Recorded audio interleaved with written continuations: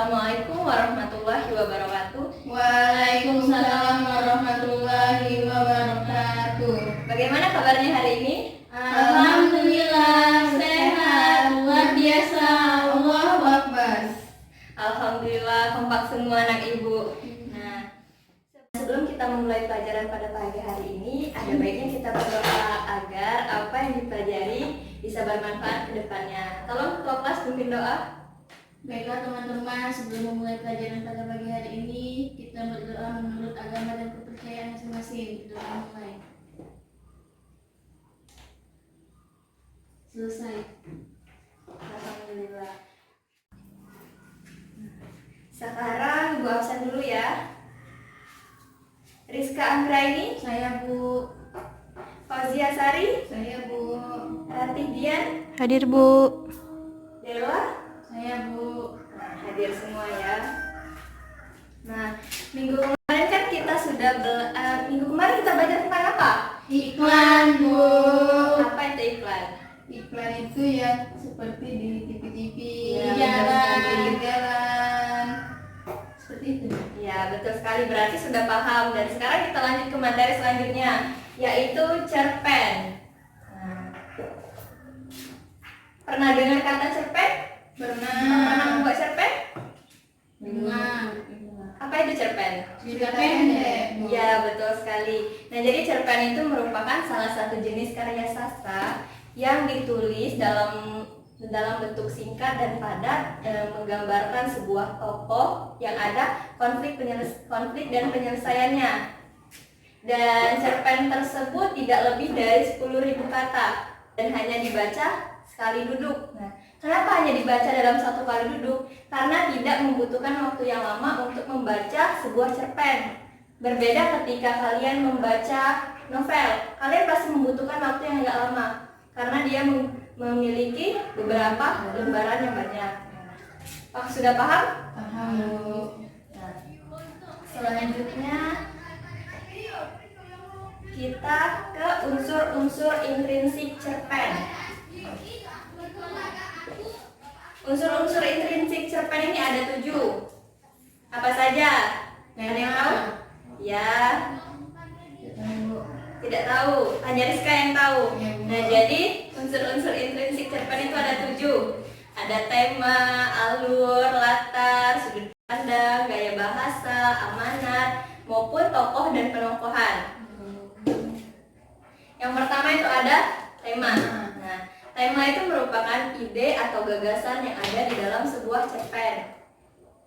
Nah, yang kedua itu ada tokoh. Nah, tokoh dan penokohan. Tokoh dan penokohan ini merupakan hal yang berbeda tetapi saling berkaitan. Tokoh merupakan orang yang berperan dalam sebuah cerpen, sedangkan penokohan watak yang terdapat dalam sebuah cerpen. Contohnya seperti apa, Bu? Nah, contohnya itu. Nah, misalkan tokoh dalam sebuah cerpen itu bernama Fauzia.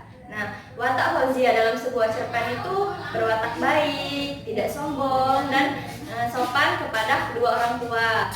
Nah, Pak sudah paham? Paham Nah, Bu. sekarang kita lanjut ke latar. Nah, latar ini biasanya berdasarkan tempat, situasi, waktu, maupun suasana. Selanjutnya itu gaya bahasa. Gaya bahasa itu merupakan ciri khas dari sang penulis dalam membuat sebuah cerpen. Yang selanjutnya itu sudut pandang. Nah, sudut pandang itu merupakan penilaian orang dalam sebuah cerpen. Nah, sudut pandang ini biasanya diambil dari sudut pandang orang pertama, sudut pandang orang kedua, tergantung dari sang penulis membuat sebuah cerpen. Nah, selanjutnya itu ada alur. Nah, alur dalam sebuah cerpen itu kalau dalam sebuah cerpen itu hanya digunakan satu alur. Berbeda ketika di dalam drama, di dalam novel. Nah, kenapa hanya satu alur? Karena novel itu kan memiliki yang singkat atau padat. Nah, jadi hanya menggunakan alur maju, alur mundur. Nah, seperti itu. Jadi tergantung dari penulis memilih alur yang ditentukannya. Nah, yang terakhir itu ada amanat. Amanat itu pesan yang disampaikan oleh sang penulis melalui cerpen yang telah ia buat. Pak sudah paham sampai sini? Paham Bu. Nah, Ada yang ingin ditanyakan dari materi cerpen dan unsur intrinsik cerpen? Ada yang mau bertanya? Rizka, Bu. Ayo bertanya apa? Bu, kalau yang amanat itu seperti apa ya, Bu? Nah, amanat itu kan pesan yang disampaikan oleh sang penulis kepada pembaca. Nah, dari membaca sebuah cerpen tersebut, pembaca bisa menyimpulkan pesan yang disampaikan oleh sang penulis. Biasanya itu ada pesan moral, tergantung dari sang penulis membuat sebuah cerpen. Pak sudah paham? Oh ya, Bu. Paham. Nah, sekarang Ibu ada tugas buat kalian. Sini Ibu ada sebuah cerpen dan ada 3 kartu berwarna-warni. Nah, ini tugasnya itu di sini ada unsur intrinsik yang Ibu jelaskan tadi. Kalian hanya pilih satu saja. Ketika kalian mendapatkan satu, silakan kalian analisis berdasarkan cerpen yang telah Ibu buat. Pak sudah paham? Paham, Bu. Silakan dikerjakan. Ya, Bu.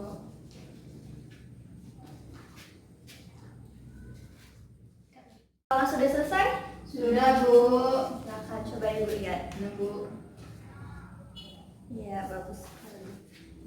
Nanti Ibu koreksi di rumah. Nah, dan sekarang dari materi yang sudah Ibu jelaskan tadi, apakah ada yang bisa menyimpulkan? Saya, Bu, Ya, apa coba? dari yang kita belajar tadi, bahwa cerpen itu merupakan cerita pendek yang memiliki kurang lebih dari 20 kata dan dibaca dalam satu kali duduk. Dan cerpen itu memiliki unsur intrinsik. Ada 7. Yang pertama itu tema, yang kedua itu tokoh atau penokohan, yang ketiga itu alur, yang keempat itu watak, yang kelima itu amanat, yang keenam itu sudut pandang, yang ketujuh itu ini aku Gaya bahasa. gaya bahasa. Kemana? Sudah. Ya. Berarti sudah paham semua anak Ibu ya? Ya, Bu. Terakhir Ibu punya tugas untuk kalian. Ye.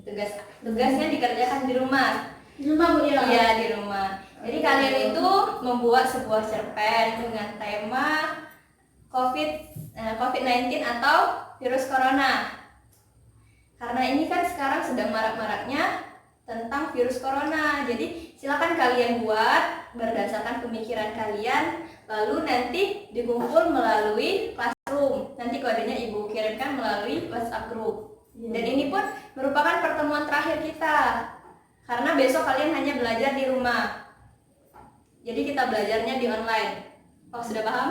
Paham, Bu. Oke. Jadi mungkin sampai sini saja pertemuan kita hari ini. Ibu akhiri. Wassalamualaikum warahmatullahi wabarakatuh. Waalaikumsalam warahmatullahi